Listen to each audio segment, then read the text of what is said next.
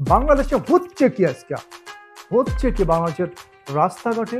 তবে একটা কথা বলে যাই যে আমরা অপমান চাই না। যদি কেউ অন্যায় করে বাংলাদেশের রীতি অনুসারে, বাংলাদেশের আইন অনুসারে, বাংলাদেশের সংবিধান অনুসারে তার বিচার হোক, অপমান করেন না।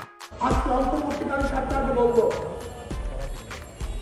আপনারা ভালো মনে রাখতে হবে, বৈষম্য বিরোধী আন্দোলন যদি আপনি বৈষম্য সৃষ্টি করেন, তাহলে এদেশে আবারও আন্দোলন শুরু হবে। আবারও এদেশের মানুষ রাস্তায় ঝাঁপিয়ে পড়বে। এর জন্য খুব সতর্ক অনুযায়ী দেশ পরিচালনা করতে হবে। অন্যায়কারী বিচার চাই, কিন্তু অপমান চাই না, জুলুম চাই না, অপমান চাই না, বিচার হবে। অপমানের প্রয়োজন নেই। আমরা কি দেখেছি, আশিক মাহবুবের মতো একজন প্রফেসরকে যখন কোর্টে নিয়ে যাওয়া হয়েছে, রশি বেঁধে তাকে নিয়ে কেন? এটা অপমান। আমরা বিচার চাই, অপমান চাই। সম্মানিত ব্যক্তিকে সম্মান করতে হবে। যে ব্যক্তি নির্দোষ, তার নির্দোষ ভাবে চিহ্নিত করতে হবে। এটা কি মগের মুল্লুক? এটা কি বাংলাদেশের আইনে যায় কোনোভাবে?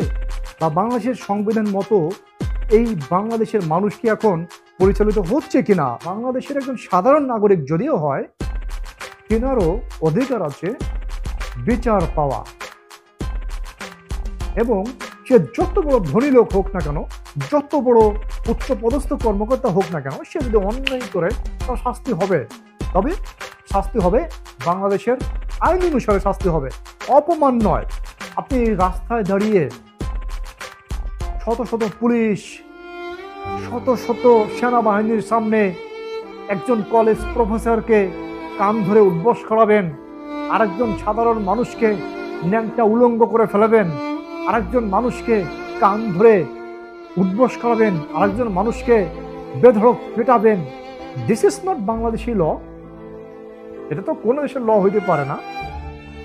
এটা নট অনলি বাংলাদেশ, এটা কোনো দেশের ল হইতে পারে না। তাহলে এই সমস্ত police officer, army officer, RAB বাহিনী, সেনাবাহিনী কি দরকার আছে? এগুলোর কি দরকার আছে যদি সাধারণ মানুষকে প্রাধান্য দিতে পারে, বা যদি সাধারণ মানুষ আইন হাতে তুলে নিতে পারে, তাহলে এই সমস্ত ল ফোর্সের কি দরকার আছে বাংলাদেশে? আমি প্রশ্ন রেখে গেলাম বাংলাদেশের নতুন সরকারের কাছে।